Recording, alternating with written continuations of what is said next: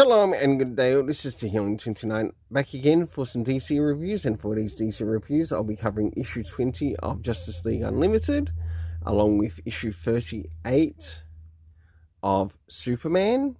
I'll now get things ready and organised for the first one I'll be reviewing. So first things first, does this cover in any way, shape or form connect to something that's happening inside with the story?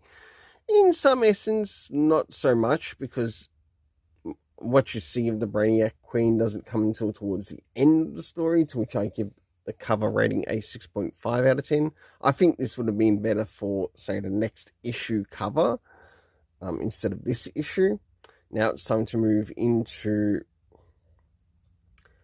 the internal art, as we have a look around the beginning, the middle, and of course the end, and also what's happening story-wise with the characters.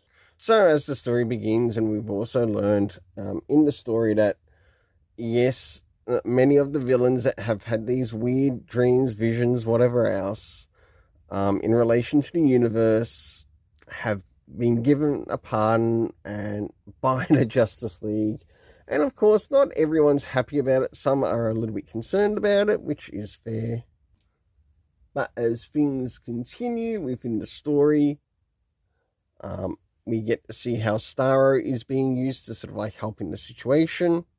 And last but not least, the return of the Brainiac Queen.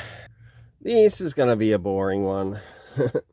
Well, for the internal art, I give a 7 out of 10. Next is the area of the story rating, considering how far we are issue-wise. Did we get any comic book references? The only place we did was in relation to absolute power. Next is the area of time, to which nothing was mentioned. Next is the locations, to which we had Gotham, Fort Meade, Utah, as well as the Watchtower being used in the story. Last but not least, the cast of characters consisting of the Brainiac Queen, James Gordon, Starro, of course, members that make up the present Justice League in this story, and of course the Flash and whoever else who happens to be in the story. My overall rating for this issue is a 6.5 out of 10. Now it's time to move into Superman issue 38. So as we move into Superman issue 38, does this cover in any way, shape or form connect to something that's happening inside with the story? It certainly does, to which I give it a 7.5 out of 10. Next is the area of the internal art, as we have a look around the beginning, the middle, and of course the end, and also what's happening story-wise with the characters.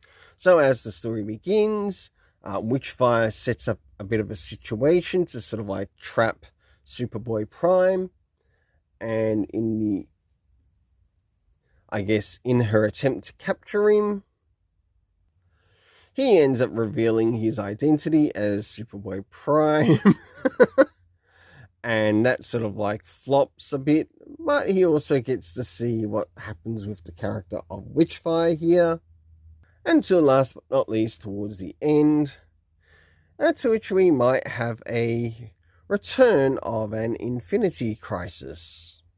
Or is it just a flashback to the Infinity Crisis, to which he might actually have a second chance to redeem himself?